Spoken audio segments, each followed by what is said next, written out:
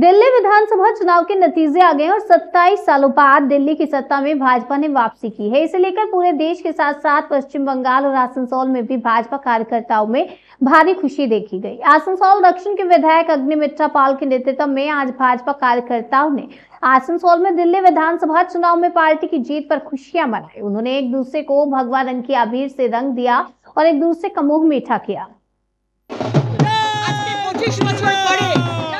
আজকে দিল্লিতে আমাদের সরকার হতে চলেছে এবং জনতা জনার্দন শেষ কথা বলবে এইটা মানুষ বুঝিয়ে দিল।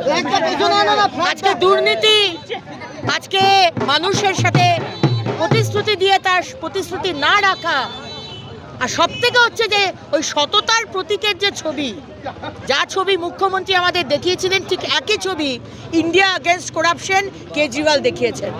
আর দিল্লির মানুষ আজকে দেখিয়ে দিয়েছেন ভারতবর্ষের মানুষকে বোকা বানানো অত সহজ নয়। মোদিজির ডিজিটাল ইন্ডিয়ার যুগ, মানুষ সব বোঝে আর মানুষ তার রায় দিল, প্রত্যাখ্যান করলো। আর যে কংগ্রেস এত বড় বড় কথা বলে, যে কংগ্রেস মানুষের মানে হৃদয় নিয়ে মন নিয়ে ছিনিমিনি খেলেছে, আজকে কংগ্রেসের কোথায় জায়গা? শূন্য পেয়েছে রাহুল গান্ধী, প্রিয়াঙ্কা গান্ধী, সোনিয়া গান্ধী। কংগ্রেস শেষ, ভারতবর্ষ থেকে কংগ্রেস মুছে গেল।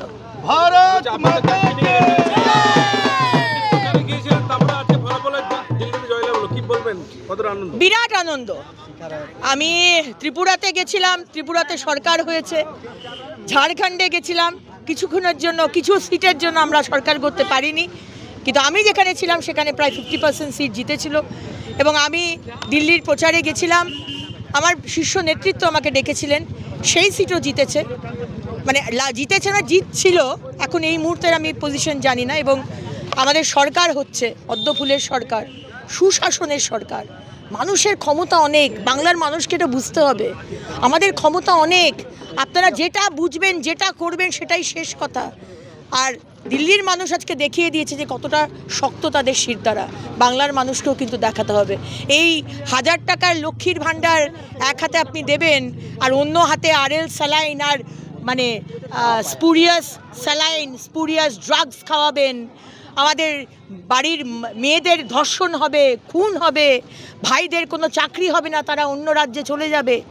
এই পশ্চিমবঙ্গ আমরা চাই না। মানুষ এর শেষ কথা বলবে এবং পশ্চিমবঙ্গেও 26-এ বাংলার মানুষ এই রায় দেবে, আমাদের দৃঢ় বিশ্বাস।